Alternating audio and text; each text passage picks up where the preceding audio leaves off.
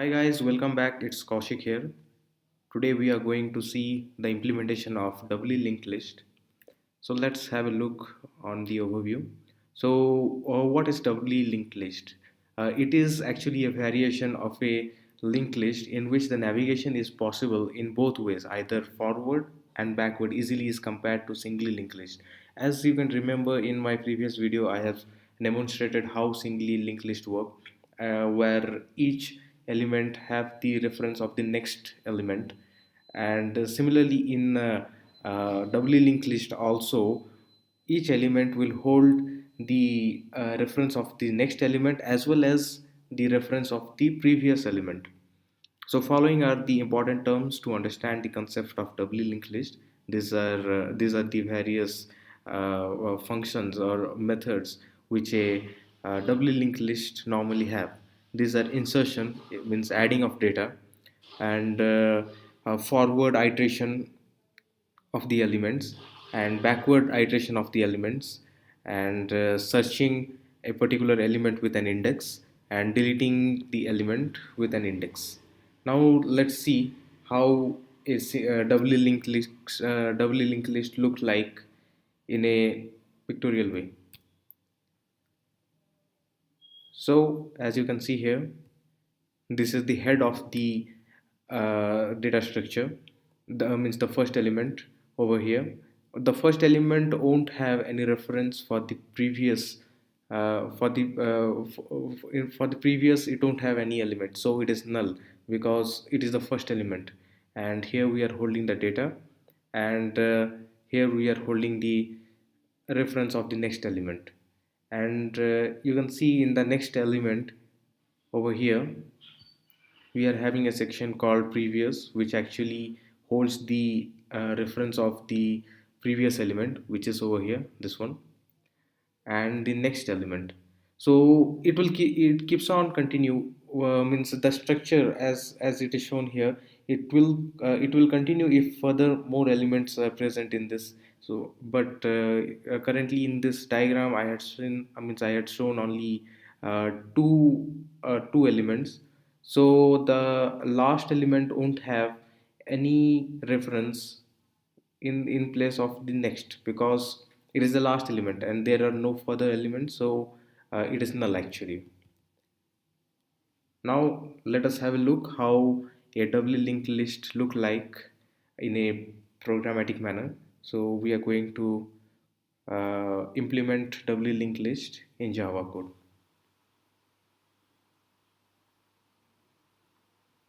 Let's create a class and name it as doubly linked list, and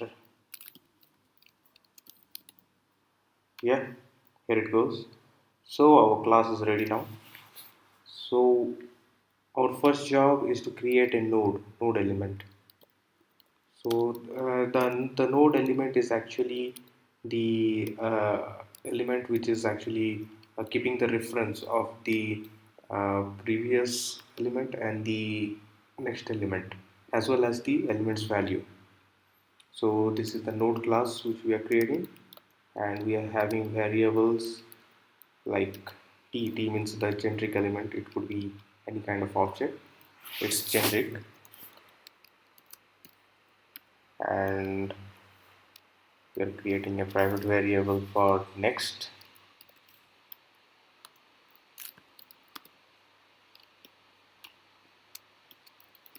and a private variable for previous.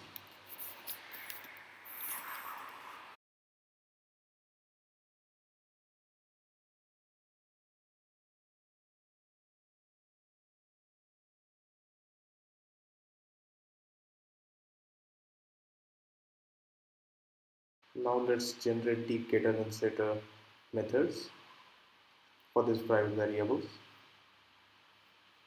Select all. Okay, here we go. Now we are ready with our node. Now let's create the private variable inside our doubly linked list, which will hold actually the head element. So private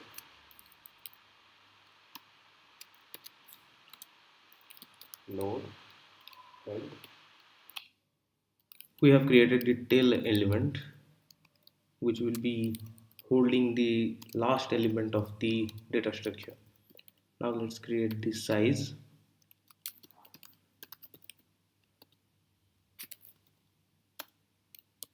and the capacity.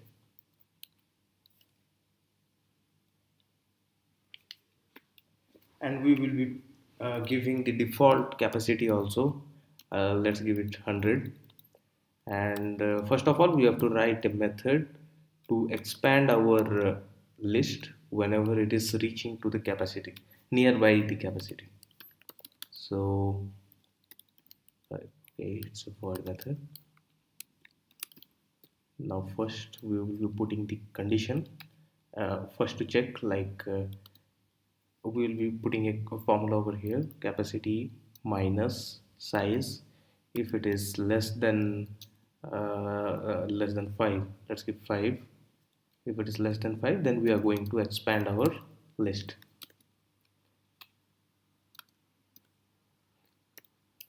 Let's increase it by 5. Okay, let it be 20. So whenever our size of our list reaches to 96, it is going means our capacity will increase, and the new capacity will be 120.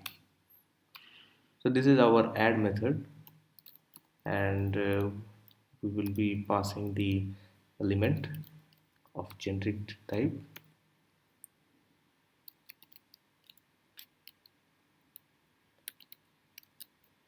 Let's create a local node variable and assign it to the class level head.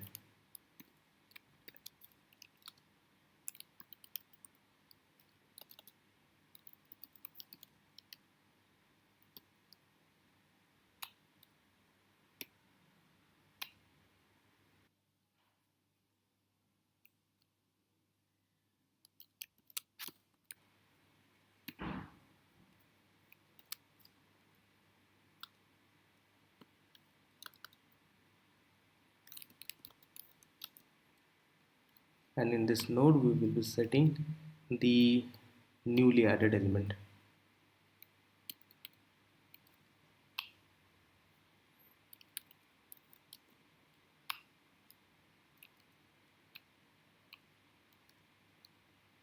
While true, we will be passing a condition head equal to null. Then we are going to initialize the head variable first, and we will be adding this node to the head.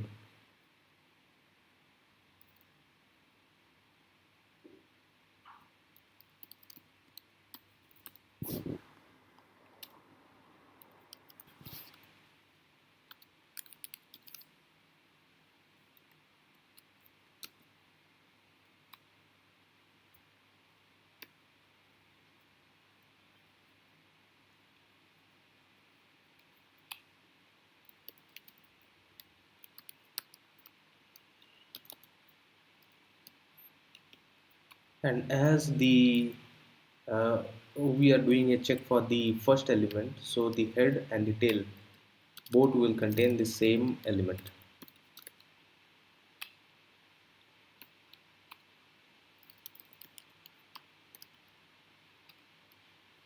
Fine. Now let's increment the size.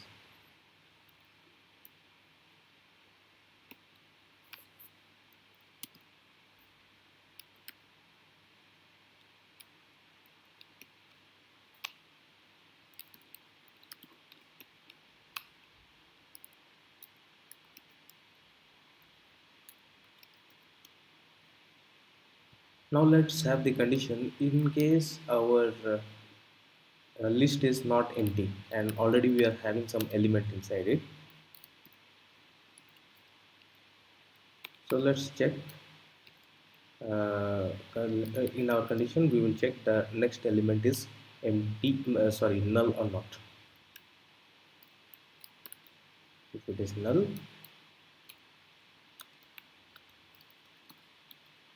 we will set the next element to n, and we will be creating an object over here for node.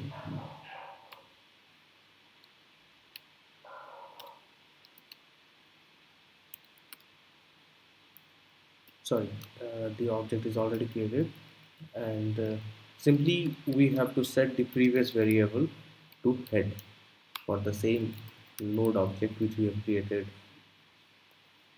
over here.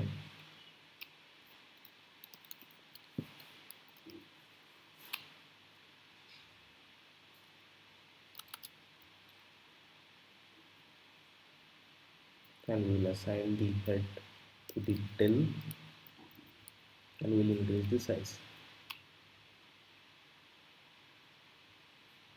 Let's break it.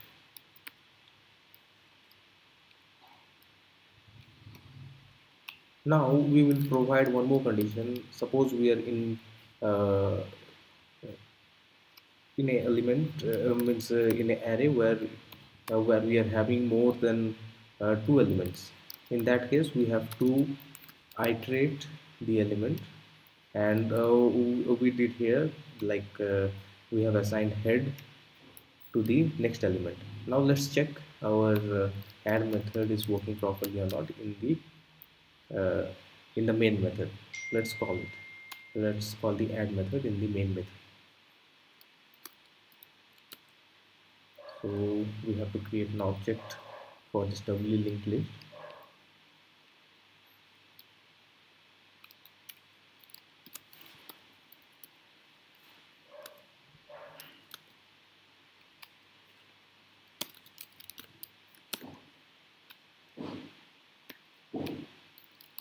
Now we are adding some elements. Let's copy paste, and let's add some integers.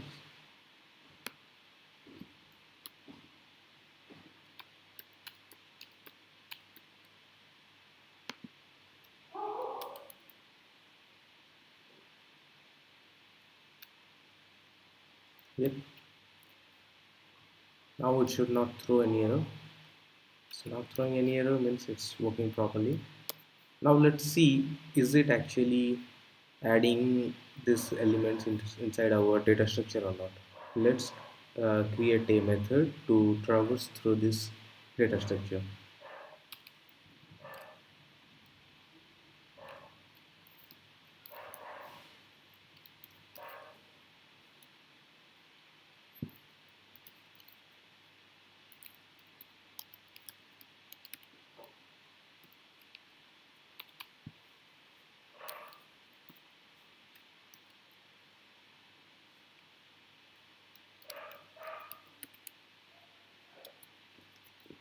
Should be smallest.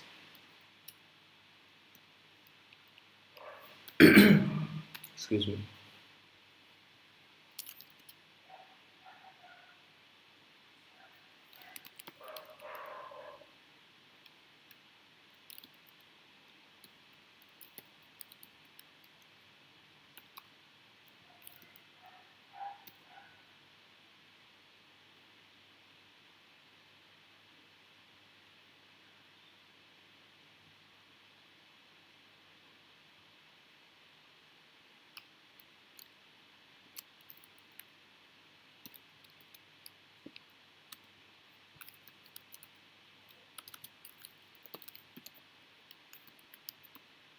So only if it is not null, our head element, we are going to walk through this whole connection.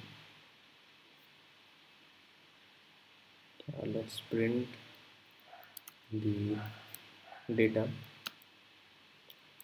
specify it. Okay. Now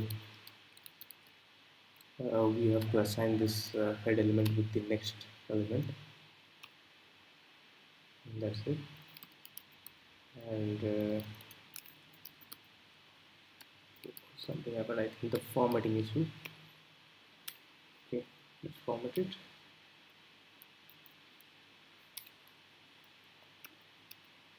It's proper now.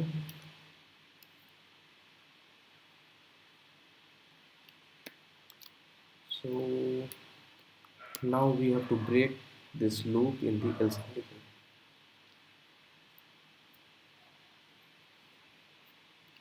Now let's call this method in our main method and see the list is appearing properly.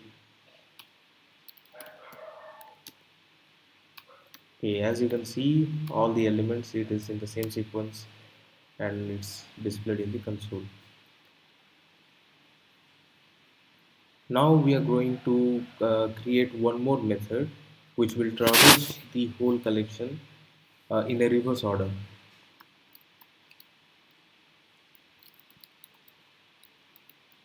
Let's call it reverse list.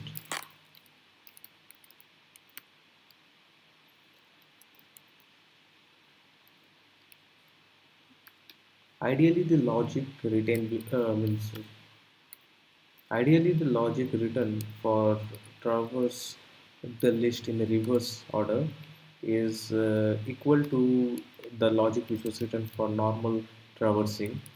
But the only difference is we will be iterating through the tail element instead of the head element. So in this way we can achieve our goal.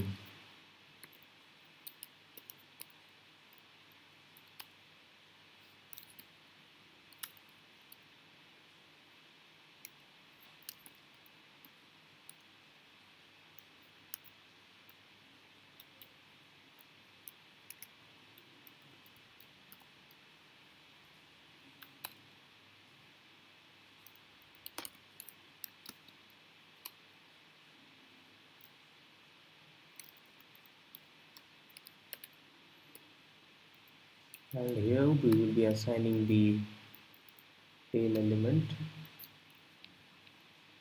with the previous. That's it. And in the else we have to break it.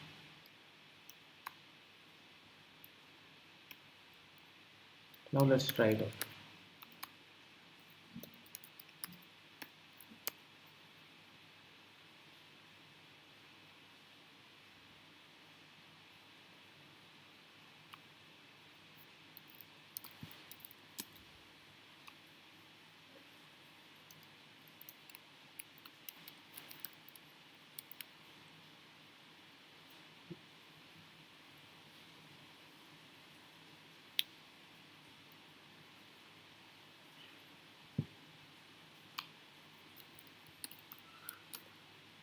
Now you can see the list which was appeared in normal way before it appeared in the reverse way in the second print.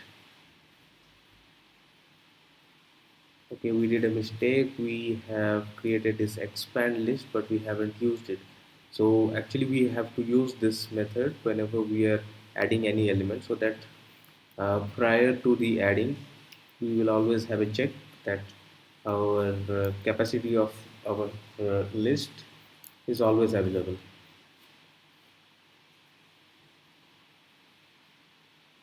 So now let's create one more method to retrieve any element from our data structure with a particular index. So we will be passing index as a parameter, and we will be doing a check also if the size of our array of our doubly linked list is not equal to 0. In that case itself, we will be writing the logic to get the element from the index.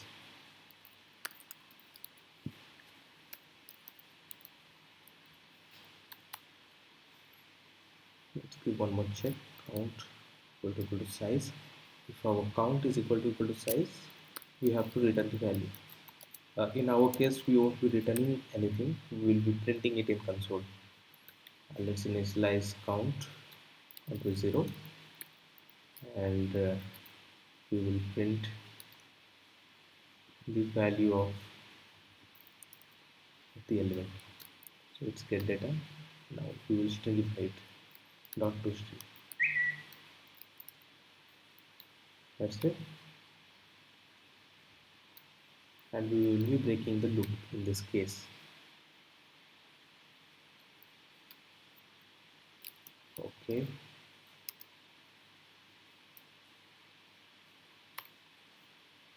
else we will be assigning the head element to the uh, next element of the head. That's it. Count plus plus. Good to go. Okay, one semicolon is missing. Now it's fine. Now we are ready with our get method. Let's try it out. Let's find. Let us retrieve. Uh, get an element of from index 2, which is 51. So yeah, you can see 51 is the second index. You see here, this is second, and it successfully fetched it. Now let's create a method to remove any element with a given index. Now let's create the remove method. Now we are going to remove the element with a given index. So here, let's break it up. Now else we will be taking the increment, and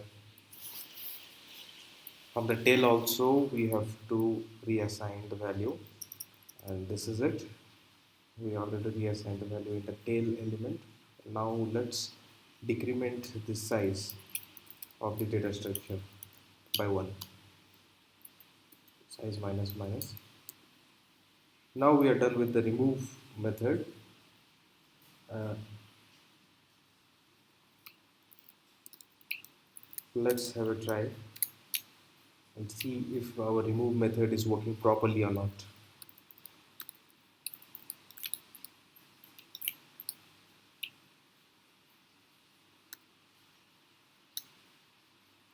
Let's remove the third indexed element,